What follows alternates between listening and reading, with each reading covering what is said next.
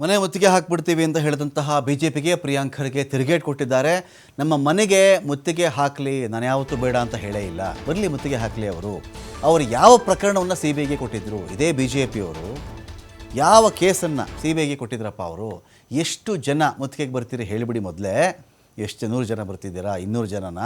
ಎಲ್ರಿಗೂ ನಿಮಗಲ್ಲಿ ಇರೋಕ್ಕೆ ಅನಂತರದಲ್ಲಿ ಟೀ ಕಾಫಿ ತಿಂಡಿ ಎಲ್ಲ ವ್ಯವಸ್ಥೆ ನಾನೇ ಮಾಡಿಸ್ಬಿಡ್ತೀನಿ. ನಾನಂತೂ ರಾಜೀನಾಮೆ ಕೊಡ್ತಕ್ಕಂಥ ಪ್ರಶ್ನೆನೇ ಇಲ್ಲ.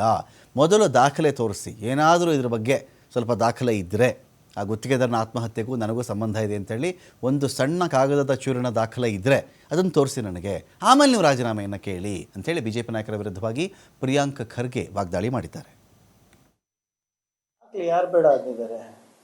ಏನಂತ ಮುತ್ತಿಗೆ ಹಾಕ್ತಾರೆ? ಒಂದು ಸಾಕ್ಷಿ ಇದೆ ಅನ್ರಿ. ನಾನು ಹೇಳ್ತಾ ಇದ್ದೀನಲ್ಲ ಪದೇ ಪದೇ, ಬಿಜೆಪಿಯವರು ದಯವಿಟ್ಟು ನೀವು ನಗೆಪಾಟ್ಲಿಗೆ ಈಡಾಗ್ತಾ ಇದ್ದೀರಾ. ನೀವೇನು ಪ್ರತಿಭಟನೆ ಮಾಡ್ತಾ ಇದ್ದೀರಾ, ಜನರು ನಗ್ತಾ ಇದ್ದಾರೆ, ಹಾಸ್ಯಾಸ್ಪದ ನೀವು ಮಾಡ್ತಾ ಇರೋದು. ಒಂದು ಡಾಕ್ಯುಮೆಂಟ್ ಇಟ್ಕೊಂಡು ಬನ್ನಿ. ಇವರೇ ಯಾರು ಬೇಡ ಅಂದಿದ್ದಾರೆ? ಒಂದು ಡಾಕ್ಯುಮೆಂಟ್, ಒಂದು ಪುರಾವೆನೋ, ಒಂದು ಯಾವುದಾದ್ರೂ ಒಂದು ರೆಕಾರ್ಡಿಂಗ್ ಏನಾದರೂ ತಗೊಂಡು ಬಂದು ಹಿಂಗೆ ಆಗ್ತಾ ಇದೆ, ಪ್ರಿಯಾಂಕ್ ನೇರ ಕಾರಣ ಇದಕ್ಕೆ ಅಂತ ಇಟ್ಬಿಟ್ಟು ಮಾತಾಡಿ. ಯಾರು ಬೇಡ ಅಂದಿದ್ದಾರೆ? ಏನಂತ ನೀವು ಮುದ್ಗೆ ಹಾಕ್ತೀರಾ ಕಲಬುರಗಿನಲ್ಲಿ? ನಾಚಿಕೆ ಬರ್ಬೇಕು ನಿಮಗೆ. ಮುನಿರತ್ನ ಕೇಸ್ನಲ್ಲಿ ಒಂದು ನೋಟಿಸ್ ಜಾರಿ ಆಗಿದೆಯೇನ್ರಿ? ಒಂದು ನೋಟಿಸು. ಯಾಕೆ ಹಿಂಗೆ ಆಗ್ತಾ ಇದೆ, ಯಾಕೆ ಪಕ್ಷದ ಹೆಸರು ಹಾಳು ಮಾಡ್ತಾ ಇದ್ರ, ಇದೆಲ್ಲ ಆಗಿರೋದು ನಿಜಾನ ಇಲ್ಲ ಅಂತ ವಿಜೇಂದ್ರ ಅವರಾಗಿರ್ಬೋದು, ಅಶೋಕ್ ಅವರು ನೋಟಿಸ್ ಕೊಟ್ಟಿದ್ದಾರಾ? ಅಶೋಕ್ ಅವ್ರ ಮೇಲೆ ಇಂಜೆಕ್ಷನ್ ಚುಚ್ಚಕ್ಕೆ ಹೋಗಿದ್ರಂತ ಅವ್ರ ಪಾರ್ಟಿದವ್ರು ತಾನೇ ಹೇಳಿದ್ದು. ಒಂದು ನೋಟಿಸ್ ಕೊಡಕ್ ಆಗ್ತಾ ಇಲ್ಲ. ಯತ್ನಾಳ್ ಅವ್ರು ಇಷ್ಟೆಲ್ಲ ಮಾತಾಡಿದ್ರು ಒಂದು ನೋಟಿಸ್ ಕೊಟ್ಟಿಲ್ಲ ಇಲ್ಲಿ ರಾಜ್ಯ ಬಿಜೆಪಿದವರು.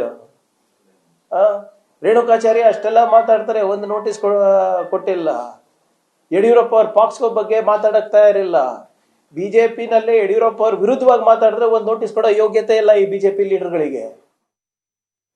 ಮತ್ತೆ ಅಲ್ಲಿ ಬಂದು ನೀರು ಕೊಟ್ಟಿಲ್ಲ ಅಂತ ಅದಕ್ಕೆ ಒಂದು ಪ್ರತಿಭಟನೆ ಮಾಡ್ತೀರಾ? ಆದ್ರಿಂದ ಇವೆಲ್ಲಾನು ಕೂಡ ಅವರು ನಾಯಕತ್ವವನ್ನ ಏನು ಪ್ರದರ್ಶನ ಮಾಡ್ಲಿಕ್ಕೆ ಅಷ್ಟೇ. ನಾನು